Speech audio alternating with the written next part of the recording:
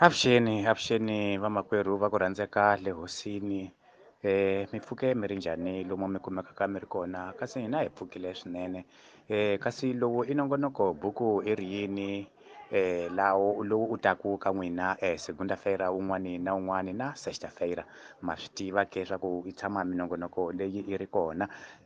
Kasi namuntlha hi ta va hi ri na yona nongonoko wa buku i ri yini? Hi yona minongonoko ya buku i ri yini leyi taku ka n'wina endlwini ya vukwetsimeli hinkwako lomu mi kumekaka mi ri kona mi ri makholwa. Swa boha leswaku va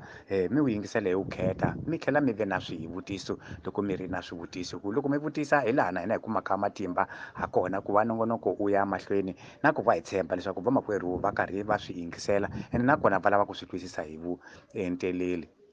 Kasi namuntlha eka buku i ri yini nhlokomhaka hi leyi yi nge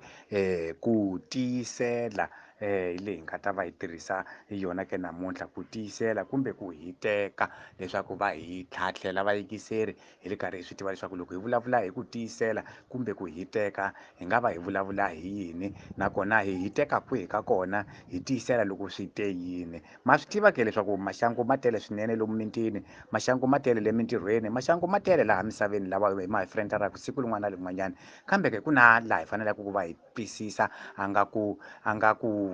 vulavula hi ku tiyisela ni ku hiteka hi ndlela yin'wanyani ya ku antswa swinene leswaku va hi kota ku va hi swi twisisa tanihi ku va hi nga makholwa. A ni fambi ni ri nexe ke namuntlha ma swi tiva mina nkarhi wun'wana na wun'wanyani loko hi nghena eka nongonoko wa buku i ri yini a ni koti ku va ni nghena ni ri nexe ku va ni swi tsakela leswaku va ku ri na un'wanyani laha tlhelweni ka mina loyi a kotaka ku va a ni pfuna kumbe hi pfunana loko ku na xihoxo hi kota ku va hi angulana leswaku va swilo leswi swi ta fika le ka n'wina hi tindlela leti tinene. Kasi namuntlha na ha famba na yena bava mfundhisi leyi ni nga ta xuxaku ngopfu na yena eka siku la namuntlha. Bava mfundhisi ha mi losa eka nkarhi wa sweswi mi nga va mi pfukile laha mi taka mi ri kona i nongonoko buku i ri yini? Hi swona hi khensa nkarhi lowu hosi Xikwembu xi nga hi nyika wona eka siku ra namuntlha la sonto kasi hina hi hlayisekile hosi ya hi pfuna ku kondza hi ta fika ka siku ra namuntlha lani hi tlhela hi kumeka ka nongonoko lowu ngo buku i ri yini ehansi ka nhlokomhaka leyi nge ku tiyisela amen. Mi khensile bava mfundhisi loko ma ha pfukile ingaku swi ngo va tani masiku hinkwawo Xikwembu xi le karhi xi hi hlayisa. Ina ke papayi namuntlha hi hlanganile eka buku i ri yini ma swi tiva ke i swa makholwa leswi a wu kwetsimi leswi hi vulavulaka hi swona ku swi na wu na direct leswaku va un'wana na un'wanyani loyi a nga mukholwa ngopfungopfu hi vulavula hi munhu loyi a nga muKresto wa kota ku va a swi yingisela. Bava mfundhisi hoyo eka nongonoko buku i ri yini papayi mfundhisi namuntlha xihlokomhaka xa hina hi lexi xi nge ku tiyisela kumbe ku hiteka mi nga hi byela yini papa hi ku tiyisela? Hi swona loko hi ya vulavula hi mhaka leyi nge ku tiyisela hi nga vulavula swilo swo tala kambe hi ngo vulavula ngopfu hi ku ya pfuna lava yi nga vakriste vanhu lava nga va Xikwembu ku va twisisa swa ku i swini ku tiyisela hayi yini ri tlula Xikwembu li fikelela le nge mi fanela ku tiyisela. So timhaka ta ku tiyisela loko hosi Yesu a ri karhi a famba na vadyondzisiwa wa yena ku fikelela laha nge tanihileswi mina misava yi ni vengeke na n'wina misava yi ta mi venga kutani ke loko Yesu a vulavula marito lawa a swi tiva leswaku ni loko swilo leswi swi nge se humelela ku ni leswi va fanelaka ku hlangana na swona ephambeni ka ku famba hi laha Bibele yi ngo a hi lwi ni nyama ni ngati hi lwa ni mimoya leyi ni mifumo ya matimba ya munyama kutani eka siku rin'wana rin'wana Sathana u endla swilo leswi swi nga ta ka a ku heta matimba porque xikongomelo xa lowo biha i ku va a endla swilo leswi swi nga ta fika swi ku heta matimba ku fana ni leswi hi vona vanhu vo tala a va rhandza Xikwembu kambe ngopfu hi kuma swa ku swa Xikwembu a swa ha ri kona ka yena ngopfu hi a rhandza a nghena kereke mara swa kereke a swa ha ri kona ka yena. Loko u lava ku ya yingisela u ta mutwa a hlamusela swa ku eke mina kerekeni vanhu va kereke va ni hlevile van'wanyana va vulavule leswi van'wani va vulavula leswi endla leswi hinkwaswo Satana a swi endla leswaku swi endlela leswaku wena la u ta hela matimba u sungula ku titwa u hela matimba ku hela ka wena matimba u ngheniwe hi ku tsana ku hela ka ku tsana u wa gomeni u titwa swi nga ha na ntikelo swa Xikwembu maxi hi minkarhi yo tala rito ra Xikwembu li komba leswaku ku nga ku loko munhu ku katekeliwe munhu loyi a ringiwaka ni munhu loyi a tiyiselaka endzingweni a ku a hlula hikuva loyi a hlulaka ndzingo u ta amukela a hari ya vutomi loyi a nga ta hlula endzingweni hi yena a nga ta amukela hari ya vutomi and loko hi vulavula hi mindzingo palavra leyi nge mindzingo li katsa swilo swo tala leswi wena munhu u faneleke ku hlangana na swona manje xo sungula ka swikarhati leswi hinkwaswo leswaku swi tile ku ta heta ripfumelo la wena swi tile ku ta ku endla u karhala ku ya mahlweni u endla leswinene leswi Xikwembu xi ku vitaneleke swona van'wanyani etimhakeni ta ku va hi vulavula hi mhaka ya mindzingo van'wana va ri vaxumayeli va hlangana na swikarhato hi ku ya tinyimpi ti nga tala van'wani va hleviwa van'wanyani va kumana ni ku va vulavula malo hi vona van'wani va lumbetiwa swo karhi ive va hela matimba van'wani tikerekeni va ri vayimbeleri va ntamu a ri yena loyi a nga khomi ntlawa wa vayimbeleri wu yimbelela livutha endzeni ka vuyimbeleri la a ri karhi a tirha ntirho wolowo va mu hleva va sungula ku mu lumbeta kambe ku ri hi ku swilo leswi hinkwaswo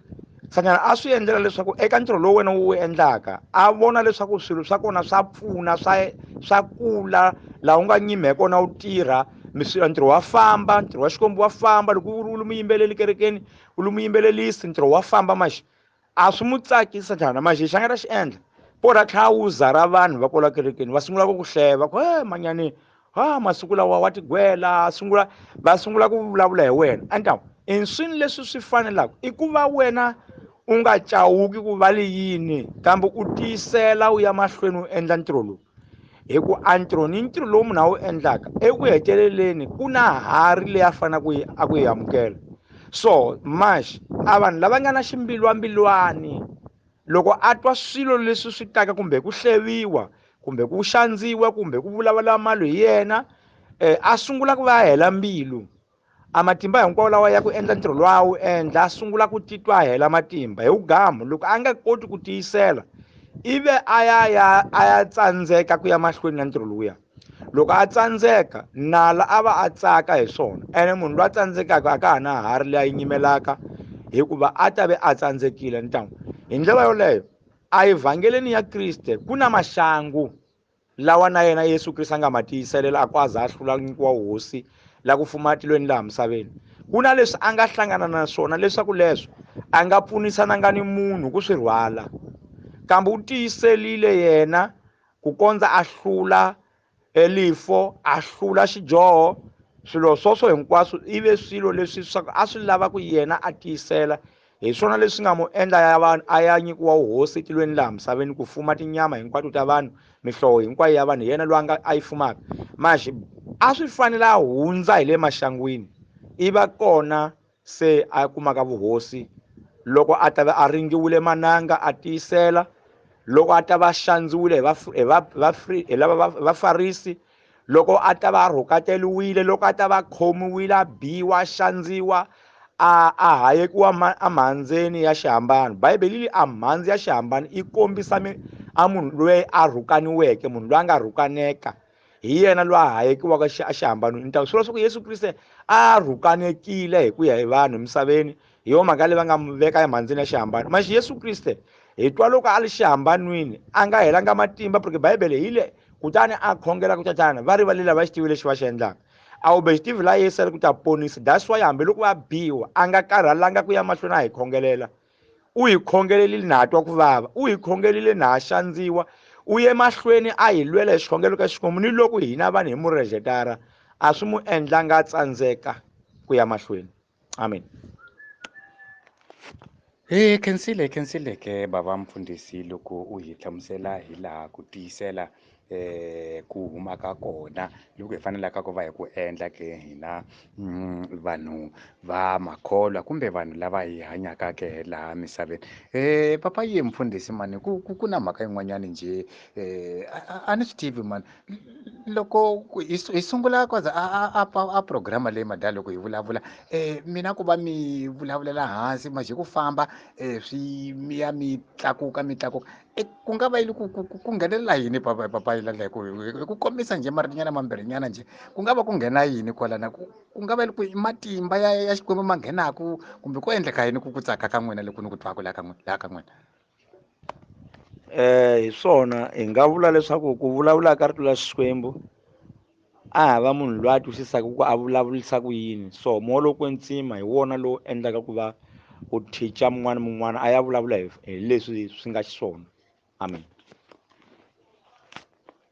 Hi khensile ke bava mfundhisi ku hayi na phela ni le ku yingiseleni mani loko ma ha sungula phela mi kumeka njhe ingaku loko moya wa n'wina wu va hansi kambe hi ku famba ka nkarhi loko ku vulavuriwa ni twa bava va tlakuka swinene va tlakuka hi matimba lawa makulu swinene swi vula leswaku laha hi vulavulaka hi ri kona lana Jehovha a hi langutile nakona a hi nyika matimba leswaku va hi kota ku vulavula swilo leswi swi nga le ntiyisweni. Ina ke bava mufundhisi ni ku twile ke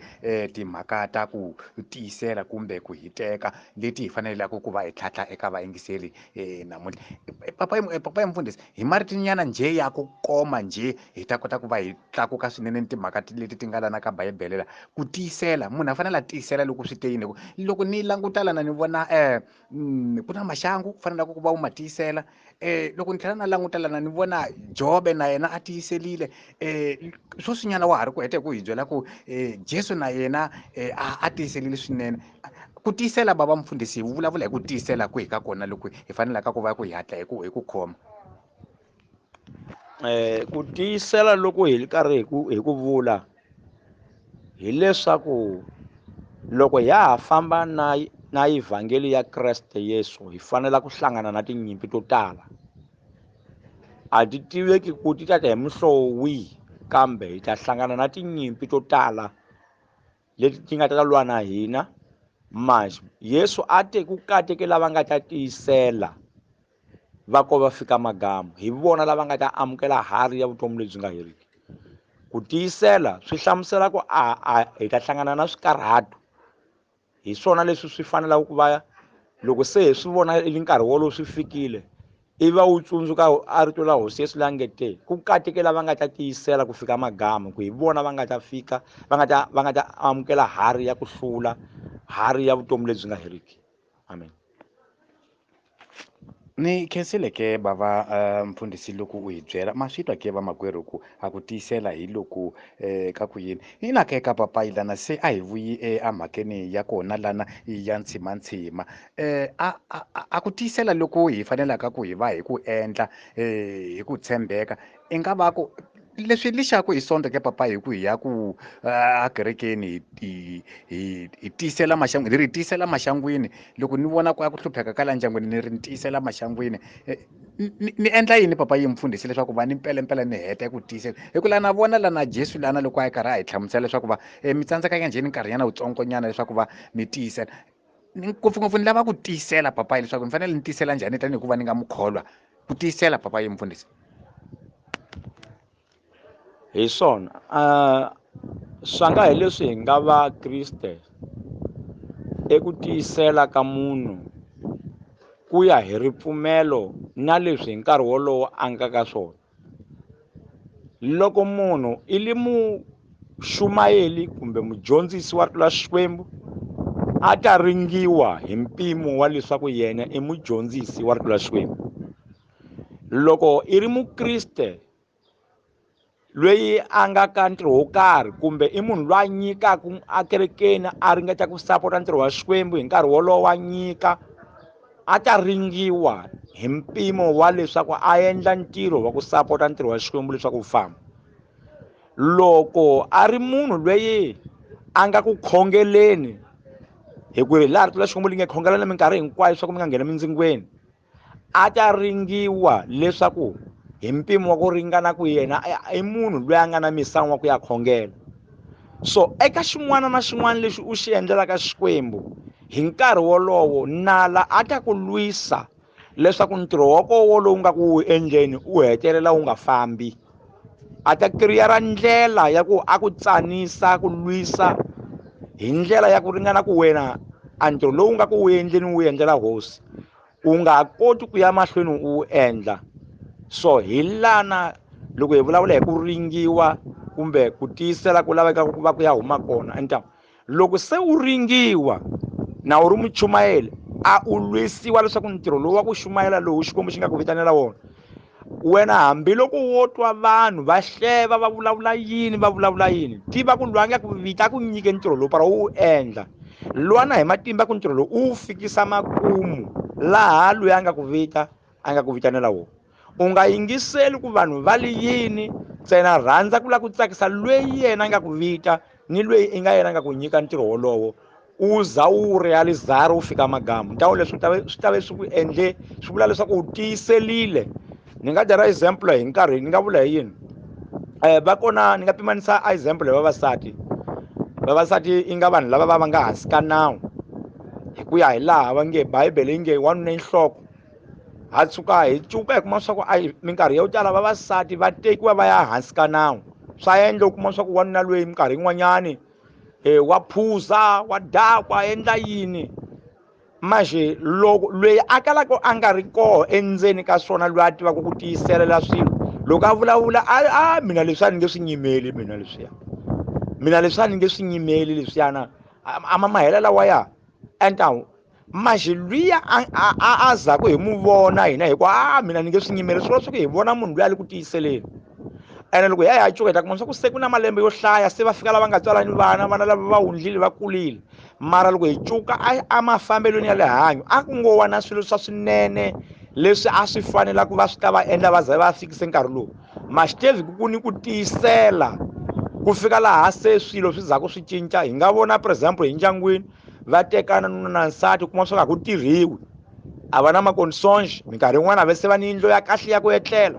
maje loko lowa mama na fika i ri munhu loyi a nga na mbilu ya ku tiyisela. Hi vona vanhu vo tala a vo tekana na va ni mali a va tirha moxi to hetelela va tekani va nga na movha wo hetelela kuma se va fambe movha va yakile maxe loko laka a cuka a ku sunguleni va kumane va nga na nchumu va kumane swilo na swi tika hambi hi madyelo ya matiko maxe loyi a ka ya tiyisela u twa ku se va ni movha va yakile and loko a nga tiyiselanga munhu loyi swilo leswi swi vula swa ku va ta ve va nga le na swona ni loko swi le kona a swi ta ve swi sale swi humelela ndzhaku kakwe yena na a nga ha ri kona a ta swi languta ku leswi a ta va leswa mina maxe se a ta va yi nga ha ri swa yena hikuva a ta va nga tiyiselanga ku ko swi humelela hina loko hi ri vakriste leswi swi endlaku ku hi fanela ku hi tiyisela ku na ntirho wun'wana na wun'wana lowu munhu a wu endlaka mun'wana mukriste a hi murhangeli kerekeni maxe i munhu wa member wa kereke swi fanele a ya nghena swikhongelo swi fanele a ya tirha mintirho ya kereke kambe u ta kuma swa ku a kerekeni loko wa ha fika kola kerekeni se wa hleviwa kola kerekeni va kona van'wana va ku tekela hansi maxe i swilo swi humelaka vo tala vo gama va ku mina ha duka kereka leyi vanhu va ka va kahle swi ku yini loko u duka u tsakise Sathana ku hi leswi a nga ha lava yini swona a konsigile ku gwandza ka leswi a nga lava ku gwandza ka swona maxe loko se u tiyisela ku ta fika la Sathana a nga ta za fika la karhalaka nyimpi leyi a nga ha ku lwisa hi yona a vona swa ku a munhu loyi xitlanyatwa ni nge mi koti a vhela a tsandzeka ku fana hi cuka Yobe loko Yobe a biwa hi mindzingo yo tala ku fikele nsati wa yena nge loko a wo rhuka na Xikwembu lexi xikan'we wu fa swi chipa Yobe u li xana u pimisa ku leswo biha swi fanele ku humelela mani loko swi nga humeleli hina ke i va mani lava nga tswariwa va tswaleliwa leswo biha a swi kona hikwalaho leswi Yobe a tiyisela Yobe loko hi dyondza xitori xa Yobe loko se a tiyisele hi ugama Bibele i li Xikwembu xi tlhela xi mu fuwisa hi ku phinda kambirhi ku tlula leswi a ri swona ku sunguleni maxitevi Yobe a teliwe hi vanghani va yena va ta mi tseketsela va ka wena u yo joha wena va khulumela swilo swo tala va mi tseketsela leswaku a hela matimba proper nsati wa yena a mi tseketsela maxe Yobe yi li Bibele a tiyisela a nga landzuli Xikwembu yi laha ku na ndhawu leyi Yobe a nga sola Xikwembu hikuva a swi tiva ku yena i nala loyi a nga ku mu lwiseni mara a swi tiva futhi leswaku Xikwembu xi nge tshuki Xikwembu xi mu tshika a ya wela ka swilo leswiya maxe nala a ri kona ku mu ringa hi ndlela yoleyo loko u ri mufundhisi u ta hlangana ni ndzingo wa ku va u ta tsandzeka ku tirha ntirho wa vufundhisi. Loko u ri munhu loyi kerekeni u nga muyimbeleri, u ta hlangana ni ndzingo wa ku xandziwa, va ku hleviwa, wa swilo hinkwaswo leswo swi ringa ku we a ripfumelo la wena leswaku u munhu leswi swi vulavulaka mpela wu free ka ku u ta swi nyimela ke. Entawu vo tala va hetelela va tsandzeka maxi hina tanihi vakriste tenge hi tiyisela hi sigira example ya Yesu Kriste leswi na yena a nga tiyisela, hi kona hi ya fika makamu, hi kona hi nga ta ambala hari ya vutomi. khensile bava mfundhisi a ku va u hi hlamusela hi laha ke ni nga lava kona ku va hi twisisa rito la ku tiyisela kumbe ku hiteka. Se a hi hlamuselile ke bava mfundhisi, manongonoko buku i ri yini u ya ku gameni eka phati leyi ya ku sungula, mara na hi nge se na pfala ke lana hi ta fundanyana nje maritinyana matsongonyana nje leswaku bava a ta ma helekela lana hi ta pfala phati leyi ya vumbirhi leyi yona i ta hi ndlela leyi hi ta yi kuma le ka i Jobo Doze, a hi khomeni la ka Doze Jobo Jakobe Doze. Yona yi ri hi ta ku ringiwa ni ku hlula miringu i nhlokomhaka ya kona ke. Ni ta yi funda je katsongonyana nje. Ku katekile munhu loyi a tiyiselaka eku ringiweni, hikuva loko a hlurile miringu u ta nyikiwa hari ya vitomi leyi Xikwembu xi yi tshembiseke. Papayi mfundhisi ke hi ku komisa hi ta pfala phati leyi ya vumbirhi leyi, marito lawa papayi ma hisa kwini, u ma twa njhani? Marito lawa ma hi yisa leswaku mukriste a fanele a tiva leswaku a swi hlayi ku loko u famba ni Xikwembu a ku na tinyimpi mpfhukeni elipfumbeni la wena. So u fanele u tiva ku a hi Xikwembu lexi xi ku ringaka, maxi i nala, and u tlhela u tiva ku Xikwembu xi kona hi nkarhi wolowo ku lwela, and u tlhela u tiva swa ku a wu bejetive la nala i ku karhalisa aka liyendzo leli wena u nga ka lowo. Maxi xin'we xa leswi a xi tirhisaka tanihi tlhari la yena i ku ringa hi swiyenge swo tala hi mindzingo, lexi va xi vulaka ku i ndzingo. Sathana a vhaliyara ripfumelo la wena leswaku leswi lweyi a nga pfumela so why loko no mi tiyisela hi ku va muhleva swinene podha karhala, loko no mi tiyisela hi ku va mu hembela mawuna va mi kambela timhaka podhi a karhala. And a ta pima ripfumelo la wena Sathana a ku ringa. Se leswo hi leswi swi vuliwaka ku wena loko se u vona sweswo u fanele u tiyisela ku Sathana a nga ku karhalisi ku va u tshika ku ya mahlweni eka leswi Xikwembu xi nga ku vitanela swona. Tiyisela u ta vona magamu ku Xikwembu xi ta ku endlela yini phambili. Khensile ke papayi mfundhisi, loko mi hi hlamuserile hi rito la ku tsakisa swinene leri ri humeke eBibeleni. Hi nongonoko buku i ri yini lowu u taka ka n'wina Segunda Fera wun'wani na wun'wanyani u tlhela u ta phindiwa hi Sexa Fera ke vamakwerhu, leyi i ri phati ya ku sungula ka nongonoko buku i ri yini wa siku la namuntlha, laha xihlokomhaka xi nge ku tiyisela kumbe ku hiteka. Hi ta nyima kola ke mina na bava mfundhisi leswaku va mi ya mi ya phuza mati, hi ta tlhela hi mi nghenela ku nga ri khale hi ta kuma part 2 laha hi nga ta mi nyikaku ni tibuku leti mi nga ta ti fundaku loko mi kuma minkama mi ta kota ku twisisa leswi hi vulavulaka hi swona. A hi fambeni hi ya phuza mati hi ta tlhela hi vuya ku nga ri khale. Amen.